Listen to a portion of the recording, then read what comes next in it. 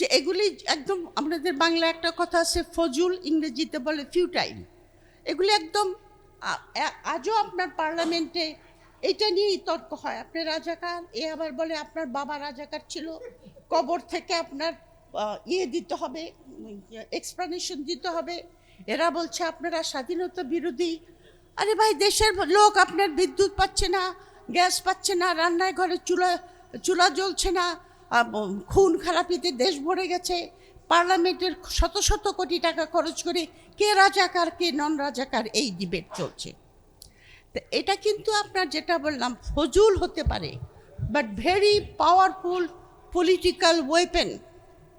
এবং এই ওয়েপনাইজেশনের জন্য আমাদের সমাজে যে ডিভিশনটা তৈরি হয়েছে, আমাদের সমাজ কিন্তু এখন সম্পূর্ণ একটা ফ্রাজাইল অবস্থায় আছে। আপনারা নিশ্চয়ই খেয়াল করেছেন। সেখানে আমাদের পলিটিশিয়ানদের খাসরত টু আনসার ফুয়াদ, এই পলিটিশিয়ানদের খাসরত যে ভালো হবে এটা আপনি আশা করেন কি করে? কারণ পলিটিশিয়ানরা মনে করে যে এটা কোনো রাষ্ট্র না, এটা একটা জনপদ, এটার প্রতিষ্ঠান করার দরকার নাই। কারণ প্রতিষ্ঠান করলে পরেই তো আমি লুটপাট করতে পারবো না। আমার একমাত্র অবজেক্টিভ হলো আপনার রাষ্ট্রের টাকা পয়সা কী করে আমি নিয়ে আমি আমেরিকায় পাড়ি দেব, কোথায় আমার ছেলের জন্য ফিফথ অ্যাভিনিউতে বাড়ি কিনবো, দুবাইতে গিয়ে আমি প্রাসাদ কিনবো, এটাই তো উদ্দেশ্য। এবং সাধারণ জনসাধারণের মধ্যে এটা কন্টামিনেটেড হয়ে গেছে। প্রত্যেকেরই একটা উদ্দেশ্য যে আমি কি পেলাম। এই 24-এর এত বড় গণ অভ্যুত্থানের পরেও কিন্তু এই সাইকিকটাই কাজ করছে, আমি কি পেলাম। যেরকম আমাকে অনেকে বলেছেন যে আপনি তো শেখ হাসিনার আমলে খুব লাফাইছিলেন, তা আপনি কি পেলেন? আমি কি পেলাম? আমি এখন আনন্দে কথা বলতে পারছি, আমার পিছনে কোনো লোক বলছে না যে আপনাকে অ্যারেস্ট করে নিয়ে যাব। এটাই আমার পাওয়া না। আমার মেটেরিয়াল পেতে হবে, আমার মন্ত্রী হতে হবে, আমার উপদেষ্টা হতে হবে। এটা আমাদের সমাজে একেবারে ইউনিভার্সাল। আপনি খালি পলিটিশিয়ানদেরকে দোষ দিয়ে কী হবে? এই পলিটিশিয়ানদেরকে তো আমরাই ইলেক্ট করি, আমরাই তো ভোট দিয়ে তাদেরকে জানি। কিন্তু যেরকম আমার এলাকা থেকে যিনি জিতেছেন ওনার বিরুদ্ধে খুনের মামলা আছে। ওই যে কি জানি না, মানে রবিউল আলম বোধহয়, ধানমন্ডি 10 ওখান থেকে। তো আমার এক বান্ধবী, তিনি খুব বিএনপি স্ট্রং, তা আমাকে ফোন করে বলে কি চাপা আপনি কিন্তু রবিউলকে ভোট দেবেন। আমি বললাম আফরোজি, তুমি একটা খুনিকে আমাকে ভোট দিতে বলছো, তা আপনার ভোটটা নষ্ট হবে মনে হলে হোক, কিন্তু সে ওই খুনিকেই ভোট দিবে। তো আপনার পলিটিশিয়ানদের দোষ কি? আমরাই ওকে ইলেক্ট করছি। জাতিগতভাবে যেহেতু আমাদের রাষ্ট্রের আদর্শগত ফাউন্ডেশন নাই, সেই জন্য রাষ্ট্রটা গড়ে ওঠেনি। প্রথম কথা হলো, আমরা যখন পাকিস্তান করেছিলাম ফাউন্ডেশনটা ছিল যে আমরা সবাই মুসলমানরা এখানে একটা আলাদা রাষ্ট্র করবে। পাকিস্তান হওয়ার পরেই কিন্তু সেই আইডিওলজিক্যাল ফাউন্ডেশনটাই চির খেলো যে আমরা কি মুসলমান নাকি বাঙালি মুসলমান নাকি শুধু বাঙালি। না, এখন শুধু বাঙালি আর বাঙালি মুসলমান এটাও একটা বিতর্কের বিষয়। এটা বলতে গেলে আমাদের অনেক পিছনে যেতে হবে, সেই আলোচনায় আমি যেতে চাই না। প্রি পার্টিশনের যে পলিটিক্স, সেই পলিটিক্সের ভিতরে আনতে হবে। আমরা এই যে ইউনাইটেড বেঙ্গল যেটা ছিল, যেটা আপনার 1947 সালে ভাগ হয়ে আমরা পূর্ব পাকিস্তান হয়েছি আর ওখানে পশ্চিমবঙ্গ হয়েছে। এর আগে কিন্তু অল ওভার ইন্ডিয়াতে এখন পর্যন্ত আছে মুসলমানদেরকে বহিরাগত বলা হয় তারা বাইরে থেকে এসছে, এইখানকার জনগণ তারা না। এবং যারা হিন্দু ধর্মাবলম্বী, যারা ভারতকে পূর্ণভূমি মনে করে, দুইটা রাষ্ট্র পৃথিবীতে তাদের দেশকে পূর্ণভূমি মনে করে, একটা হলো ইসরায়েল আর একটা হলো ইন্ডিয়া। পূর্ণভূমিটা হলো যে মহাভারতে এবং রামায়ণে এবং বেদ, প্রথম কথা যারা বৈদিক যুগে যারা এখানে ঢুকেছিল ইন্ডিয়াতে, তারা কিন্তু বহিরাগত। এখানকার যারা আদিবাসী যারা আপনার অরিজিনালি এখানে থাকতো, তারা কিন্তু কেউ বাইরে থেকে আসে নাই। আদিবাসী আমাদের এখনও আছে, সাঁওতাল আছে, মোরং আছে, হাজং আছে, তারাই ইন্ডিয়ার আপনার অরিজিনাল অধিবাসী আর্যরাই ঢুকেছে এখানে। ঢোকার পরে আপনার এই ভূমিকে পূর্ণ করার জন্য তাদের রীতিমতো কতগুলি রিচুয়াল করতে হয়েছে। যেরকম বেঙ্গলে যখন ঢুকতে গেছে তারা, তখন তাদের দেবতা অগ্নি বলেছে এই ল্যান্ডে যাওয়া যাবে না, কারণ এই ল্যান্ডটা বাংলাদেশ হলো ম্লেচ্ছদের জায়গা। কাজে এখানে ম্লেচ্ছ মানে আদিবাসীদের জায়গা, এক্সকিউজ মি, আদিবাসীদের জায়গা। সুতরাং এখানে ঢুকতে হলে ভূমিটাকে পিউরিফাই করে নিতে হবে, এবং ব্রাহ্মণ শ্রেণী ওই ল্যান্ডটাকে পিউরিফাই করেছে। সুতরাং ওইখান থেকে যে একটা ম্লেচ্ছ আর্য অনার্য যে দ্বন্দ্ব, সেটা প্রকাশিত হয়েছে প্রি পার্টিশন পর্যন্ত এবং এখন পর্যন্ত আছে। যে আমরা যারা এক্সকিউজ মি, আমি সরি, এগুলো পড়ে যাচ্ছে বারবার। ও, এখন আপনার প্রি পার্টিশন যুগে আপনার হিন্দু যারা ছিল তারা নিজেদেরকে বাঙালি বলতো, আর মুসলমান বাঙালিদেরকে শুধু মুসলমান বলতো। তো এটা বলতে চাই এই কারণে যে বাংলাদেশের ফাউন্ডেশনটাই আপনার বিতর্কিত। একথা শুনলে পরে অনেকেই নাখোশ হবেন আমার প্রতি, কিন্তু আমাদের ফাউন্ডেশনটা কিন্তু বিতর্কিত। আপনি বিতর্কিত হলো যে প্রথমে আপনি ইসলামকে ধারণ করে ইস্ট পাকিস্তান করেছেন, ইস্ট পাকিস্তান থেকে বাংলাদেশ হওয়ার সময় বাঙালি জাতীয়তাবাদ এনেছেন, বাঙালি জাতীয়বাদ আনার পরে আবার ওয়েস্ট বেঙ্গলের বাঙালিদেরকে নিয়ে আমরা এক জাতি কিনা সেই প্রশ্ন এসেছে। যেরকম আর.সি. মজুমদার, যিনি খুব বিখ্যাত হিস্টোরিয়ান, উনি ওনার বইতে লিখেছেন যে আপনার দেশের নাম বাঙালি রাখবেন, বাংলাদেশ রাখবেন কেন? বাংলাদেশ মানে বাঙালিদের দেশ। তাহলে ওয়েস্ট বেঙ্গল বাঙালিরা কী দোষ করেছে? যে বাঙালিরা আসামে থাকে তারা কি দোষ করেছে? যে বাঙালিরা ত্রিপুরায় থাকে তারা কি দোষ করেছে? এবং এই যে বাংলাদেশি দ্বন্দ্ব, এই দ্বন্দ্বটা আজও মেটেনি কিন্তু।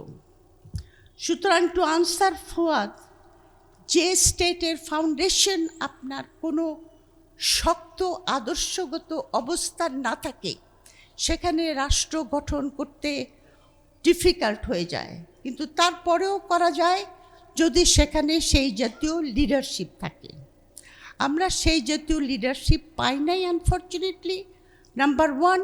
নাম্বার টু, আমাদের প্রতিবেশী রাষ্ট্র প্রথম দিন থেকেই আমাদেরকে অস্থিতিশীল করার জন্য উঠে পড়ে লেগেছিল। তার ফলে আমাদের রাষ্ট্রের যে দুর্বল ভিত্তি, তার উপরে দাঁড়িয়ে থাকা জনগোষ্ঠীর ভিতরে প্রচণ্ড বিভাজনের সৃষ্টি হয়েছে। বিভাজনটা হলো স্বাধীনতা বিরোধী, স্বাধীনতার সপক্ষের শক্তি।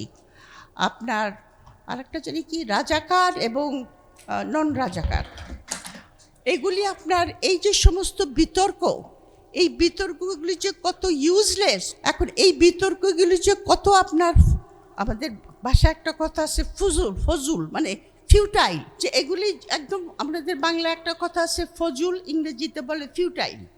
এগুলি একদম আজও আপনার পার্লামেন্টে এটা নিয়েই তর্ক হয়। আপনি রাজাকার, এ আবার বলে আপনার বাবা রাজাকার ছিল, কবর থেকে আপনার দিতে হবে, এক্সপ্লানেশন দিতে হবে। এরা বলছে আপনারা স্বাধীনতা বিরোধী।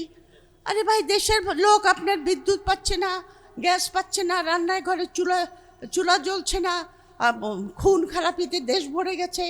পার্লামেন্টের শত শত কোটি টাকা খরচ করে কে রাজাকার কে নন রাজাকার এই ডিবেট চলছে। তো এটা কিন্তু আপনার যেটা বললাম ফজুল হতে পারে, but very powerful political weapon. এবং এই ওয়েপনাইজেশনের জন্য আমাদের সমাজে যে ডিভিশনটা তৈরি হয়েছে, আমাদের সমাজ কিন্তু এখন সম্পূর্ণ একটা ফ্রাজাইল অবস্থায় আছে। আপনারা নিশ্চয়ই খেয়াল করেছেন। সেখানে আমাদের পলিটিশিয়ানদের খাসলত, টু আনসার ফুয়াদ, এই পলিটিশিয়ানদের খাসলত যে ভালো হবে এটা আপনি আশা করেন কি করে? কারণ পলিটিশিয়ানরা মনে করে যে এটা কোনো রাষ্ট্র না, এটা একটা জনপদ, এটার প্রতিষ্ঠান করার দরকার নাই। কারণ প্রতিষ্ঠান করলে পরেই তো আমি লুটপাট করতে পারবো না। আমার একমাত্র অবজেক্টিভ হলো আপনার রাষ্ট্রের টাকা পয়সা কী করে আমি নিয়ে আমি আমেরিকায় পাড়ি দেব, কোথায় আমার ছেলের জন্য ফিফথ অ্যাভিনিউতে বাড়ি কিনবো। দুবাইতে গিয়ে আমি প্রাসাদ কিনব, এটাই তো উদ্দেশ্য।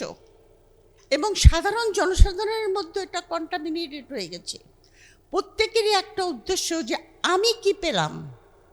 এই 24-এর এত বড় গণ অভ্যুত্থানের পরেও কিন্তু এই সাইকিকটাই কাজ করছে, আমি কি পেলাম। যেরকম আমাকে অনেকে বলেছেন যে আপনি তো শেখ হাসিনার আমলে খুব লাফাইছিলেন, তা আপনি কি পেলেন। আমি কি পেলাম, আমি এখন আনন্দে কথা বলতে পারছি, আমার পিছনে কোনো লোক বলছে না যে আপনাকে অ্যারেস্ট করে নিয়ে যাব, এটাই আমার পাওয়া। না, আমার মেটেরিয়াল পেতে হবে, আমার মন্ত্রী হতে হবে, আমার উপদেষ্টা হতে হবে। এটা আমাদের সমাজে একেবারে ইউনিভার্সাল। আপনি খালি পলিটিশিয়ানদেরকে দোষ দিয়ে কী হবে, এই পলিটিশিয়ানদেরকে তো আমরাই ইলেক্ট করি, আমরাই তো ভোট দিয়ে তাদেরকে জানি। কিন্তু যেরকম আমার এলাকা থেকে যিনি জিতেছেন, ওনার বিরুদ্ধে খুনের মামলা আছে, ওই যে কি জানি না, মানে রবিউল আলম বোধহয়, ধানমন্ডি 10 ওখান থেকে। তো আমার এক বান্ধবী, তিনি খুব বিএনপি স্ট্রং, তো আমাকে ফোন করে বলে কি যে আপা আপনি কিন্তু রবিউলকে ভোট দেবেন। আমি বললাম আফরোজি, তুমি একটা খুনিকে আমাকে ভোট দিতে বলছো, তা আপনার ভোটটা নষ্ট হবে, মনে হলে হোক, কিন্তু সে ওই খুনিকেই ভোট দিবে। তো আপনার পলিটিশিয়ানদের দোষ কি, আমরাই ওকে ইলেক্ট করছি। জাতিগতভাবে যেহেতু আমাদের রাষ্ট্রের আদর্শগত ফাউন্ডেশন নাই, সেই জন্য রাষ্ট্রটা গড়ে ওঠেনি। রাষ্ট্রটা গড়ে না ওঠার জন্য আপনার এখানে সবাই মনে করে যে আমার পার্সোনাল বেনিফিটটা কি হবে, এটাই হলো আসল কারণ। আচ্ছা, এটা বলে আমি আমার বক্তব্য শেষ করব, যেটার জন্য আমি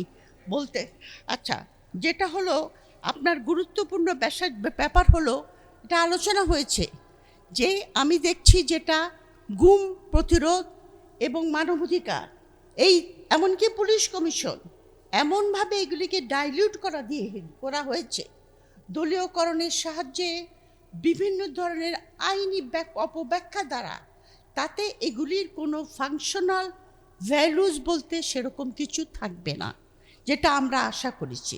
আর গুমের মতো একটা অপরাধ, গুম একটা মার্ডারের চাইতে বড় ক্রাইম। কারণ যে ব্যক্তি গুম হয় তার পরিবার কিন্তু জানতে পারে না যে সেই লোকটা বেঁচে আছে না মরে আছে। মানুষ একজন প্রিয়জন মারা গেলে তার কবরে গিয়ে যে যার ধর্ম অনুযায়ী কবর জিয়ারত করে, শান্তি পায়, কিন্তু সেটা পর্যন্ত তারা পায় না। এটার যে যন্ত্রণা, এই যন্ত্রণা কোনো লোক মার্ডার যদি হয় তার চেয়ে বেশি। আপনি অধিকার কমিশন থেকে কেড়ে নিয়ে গিয়ে ইনভেস্টিগেশনটা পুলিশের কাছে দিয়েছেন। এই যে পুলিশ আপনার গুমের সঙ্গে জড়িত, পুলিশই তো আপনার গুম করে। র্যাবে অবশ্য আর্মিও আছে।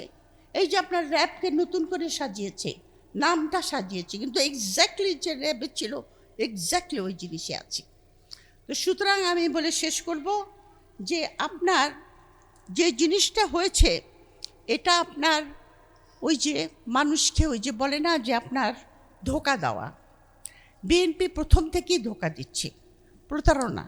তারা কিন্তু বলেছিল এবং পার্লামেন্টে দাঁড়িয়ে বলেছে, আমাদের যে সর্ববিষয়ে মন্ত্রী সালাউদ্দিন, উনি বলেছিলেন যে আমরা রাজি হয়েছি এই কারণে গণভোটে যাতে নির্বাচনটা হয়। এইটা হল নাম্বার 1 প্রতারণা। তারপর থেকে একটার পর একটা বিএনপি আপনার তার সমস্ত প্রতিজ্ঞা এবং জুলাইয়ের যে সমস্ত স্বপ্ন, সব কিছু থেকে এখন পিছু হাঁটছে, পিছন দিকে যাচ্ছে। আমি শুনেছি ভূতেরা নাকি পিছন দিকে হাঁটে। তো আমি জানি না বিএনপিকে কোন ভূতে পেয়েছে, কারণ তারা একটার পর একটা বিচার বিভাগ থেকে শুরু করে এই মানবাধিকার কমিশন, গুম কমিশন, পুলিশ কমিশন, দুদক, যেগুলি আপনার সাংবিধানিক প্রতিষ্ঠান, যেগুলি আপনার, যেটা ব্যারিস্টার সাহেব বলেছেন, independent of the state machinery, এবং সেগুলি স্বাধীন থাকা অত্যন্ত জরুরি সরকারকে দায়বদ্ধ রাখার জন্য, জবাবদিহিতার জন্য, সেইগুলিকে ওনারা নির্বাহী বিভাগের ভিতরে নিয়ে আসতেছেন। এবং সুতরাং আমি জানি না আমাদের আর কি করতে হবে, কারণ 24-এর পর আর আমাদের কি করার আছে আমি জানি না। এখন কতখানি চাপ দিলে আপনার বিএনপি এই সমস্ত প্রতিজ্ঞা ভঙ্গের থেকে সরে আসবে, সেটা এখানে মাননীয় একজন আছেন, এমপি আছেন, উনি বলতে পারবেন। তো ওনারা কি করবেন আমি জানি না, কারণ ওখানে তো 2/3 মেজরিটি পেয়েছে বিএনপি, যেটা রেজওয়ানাকে আমি ধরেছিলাম, বললো না আমরা উগ্রবাদ যত না আসে সেই জন্য আমরা কাজ করেছি যাতে বিএনপি বেশি আমি, তুমি 2/3 দিলে কেন? তুমি 2/3 কম দিতা, 10টা কি 15টা কম দিতা, তাহলে তো এই বাসপর্দাটা পেত না। এখন তো অপোজিশনের কোনো কথাই তারা শুনবে না। অপোজিশন একটা বলবে, তারা বলবে তোরাই কে করি আমি। এটাকে বলে আপনার সংসদীয় স্বৈরাচার। সংসদীয় স্বৈরাচার থেকে আসে কর্তৃত্ববাদী সরকার, কর্তৃত্ববাদী সরকার থেকে আসে ফ্যাসিস্ট সরকার।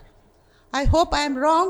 বিএনপি এই ভুল পথ থেকে সরে আসবে এই কামনা করে আমি আমার বক্তব্য শেষ করছি। ধন্যবাদ।